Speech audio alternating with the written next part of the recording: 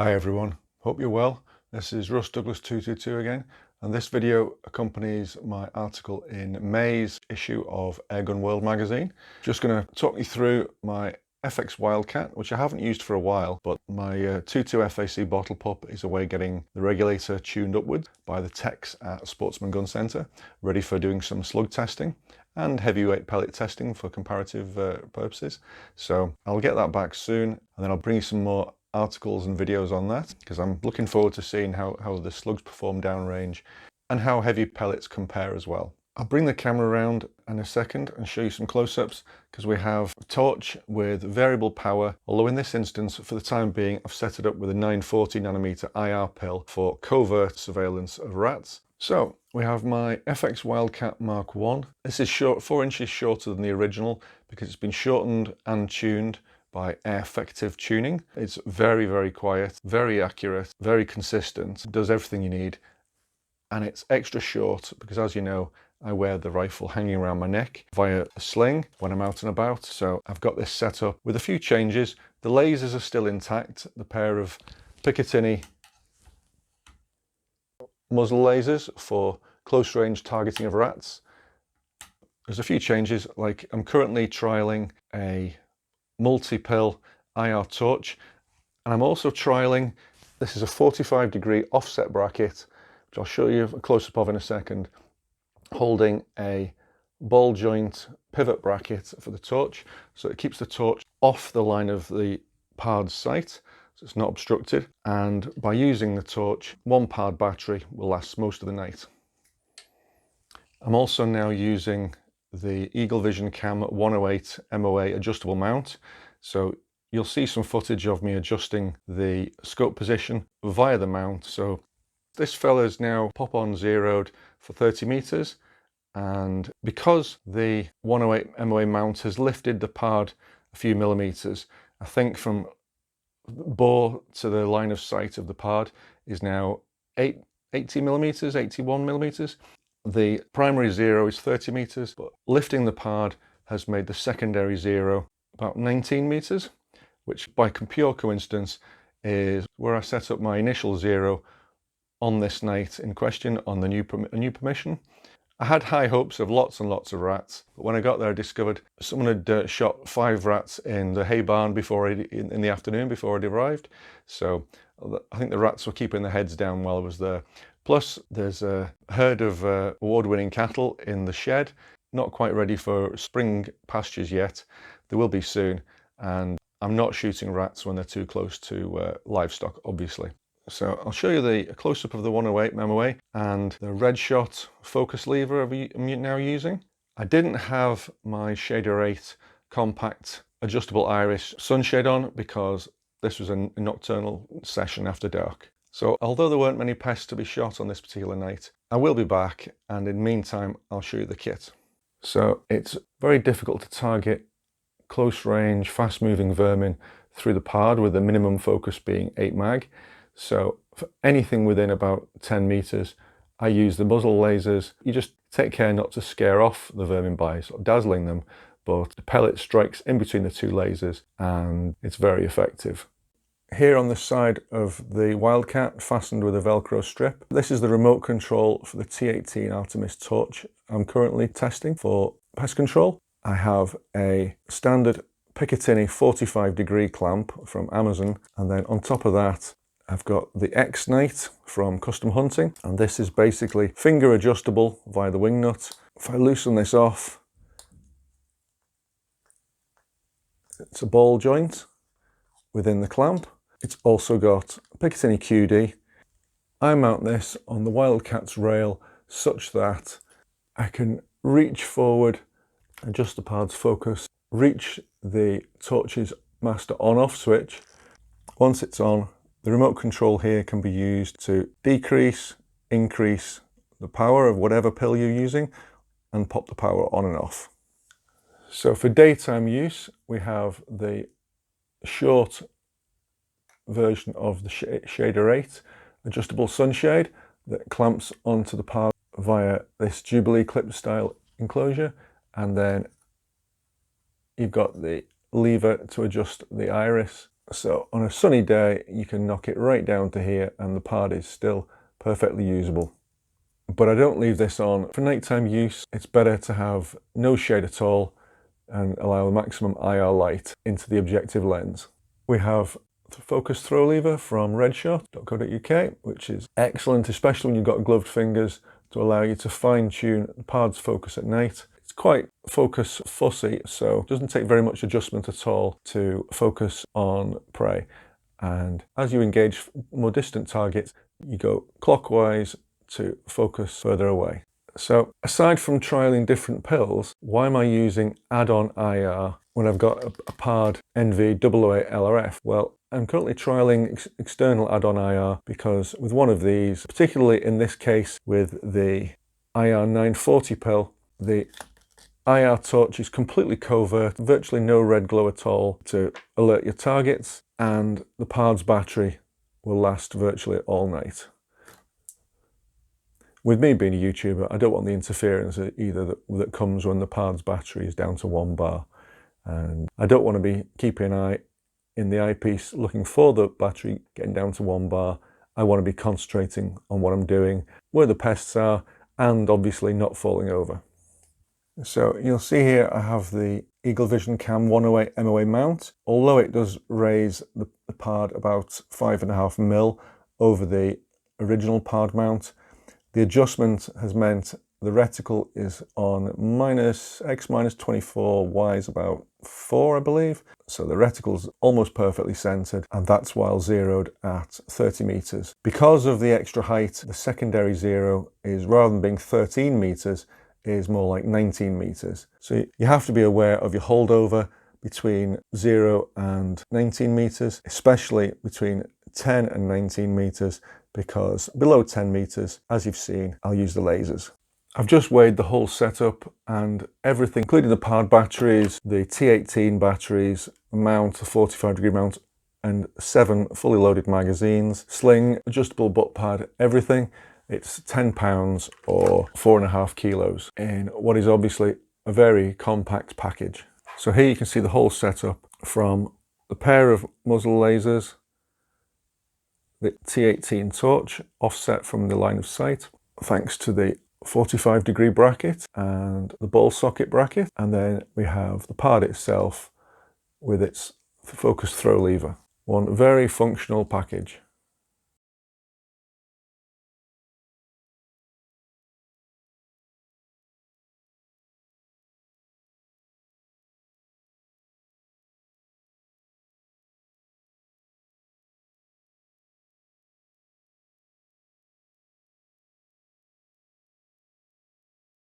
Just on a new permission tonight on a country estate.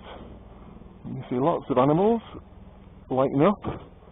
There's a rat middle of the screen roughly there, and oh, another rat there on the left, then some more livestock here, and then that's either a feral pigeon or a pigeon up there. So straight away, excuse the helicopter going over, but straight away there are some pests around, and we'll see in a minute if there are any rats. There's my car. We'll see if there are any rats in that barn, which is where 5 were shot earlier on today by somebody else. So hopefully they've left us some.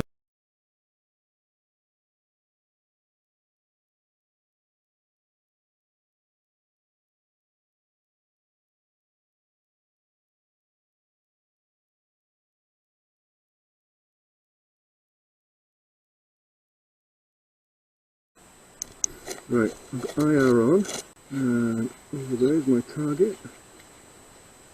On my new permission, country estate. But what I'm going to do at the moment is I'm going to switch on this, and that is my new IR torch. So I'll put the IR on the scope back off. IR off, which will save battery. I'm going to refocus because the IR torch I'm using is 940 nanometer. So it's more discreet for the rats. Let's just redirect that torch slit. There we go. There's rain on my head. There's cattle in the barns on my left. So don't worry about the noises. And this target, just see where feral lead is. 18.5 metres. Probably about what I'm going to be shooting at tonight, so I'm just going to zero for this range and zoom in. Where did that go? Right, way high, so I need to drop my scope mount down.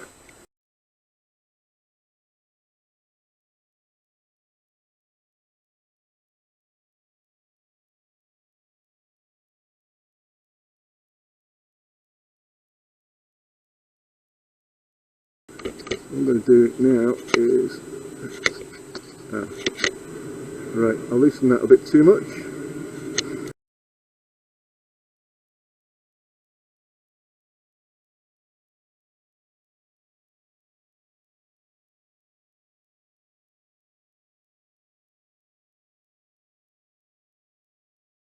I wouldn't normally do this much fiddling, but I've got this new scope mount which will let me adjust out most of the inaccuracies.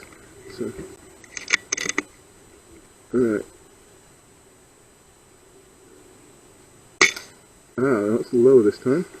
So what I'm going to do is aim at the target and lift the back of the scope slightly.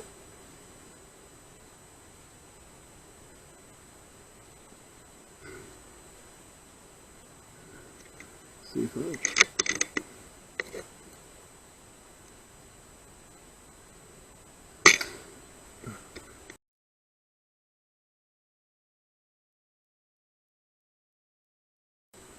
There's the target.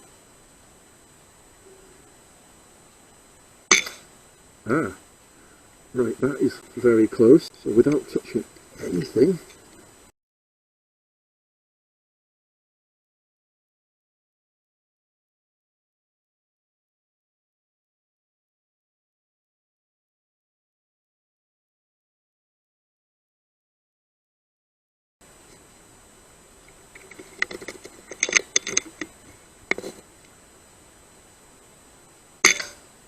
oh, very nice. So now I need to hold everything very still.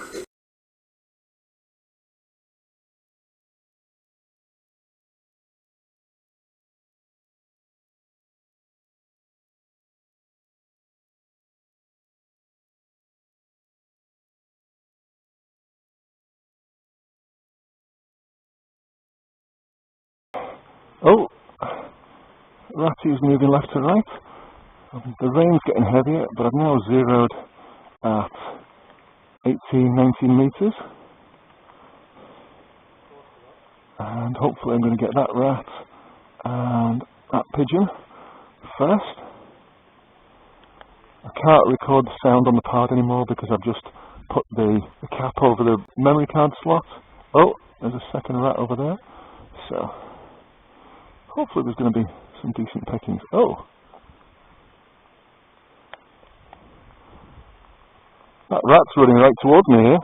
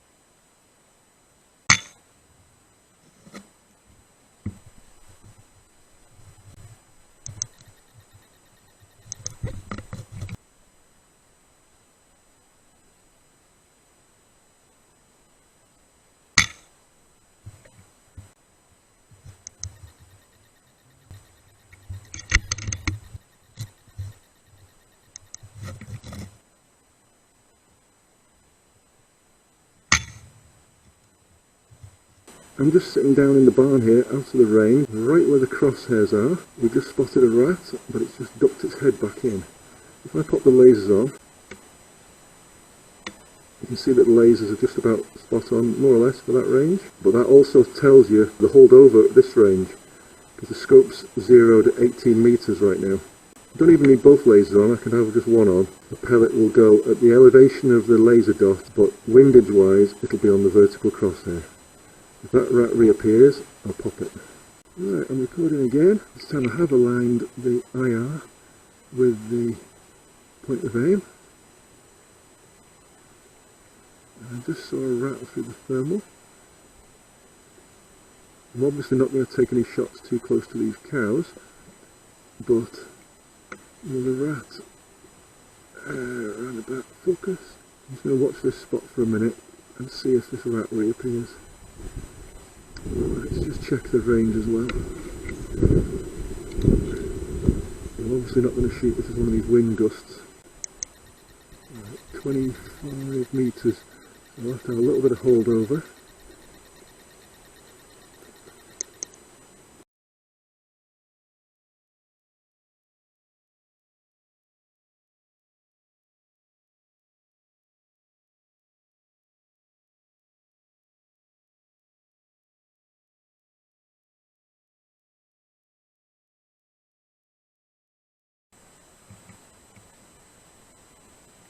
Check the thermals work in the hay barn. The image is not that fantastically contrasted, but straight away I can see two feral pigeons up there. Scan around, I'll see if there's any sign of rats first. That's obviously my primary target, if there are any.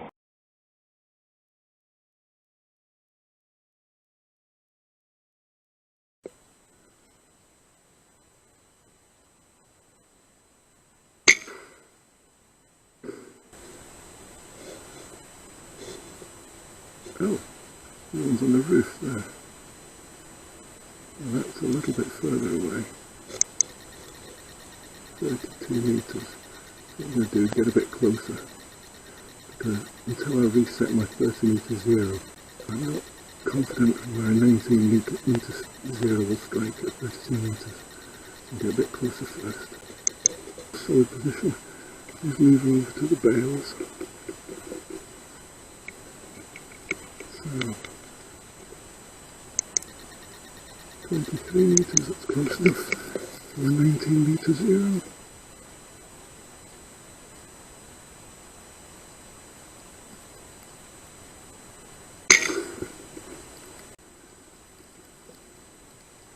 Page out. I'll put another one in it.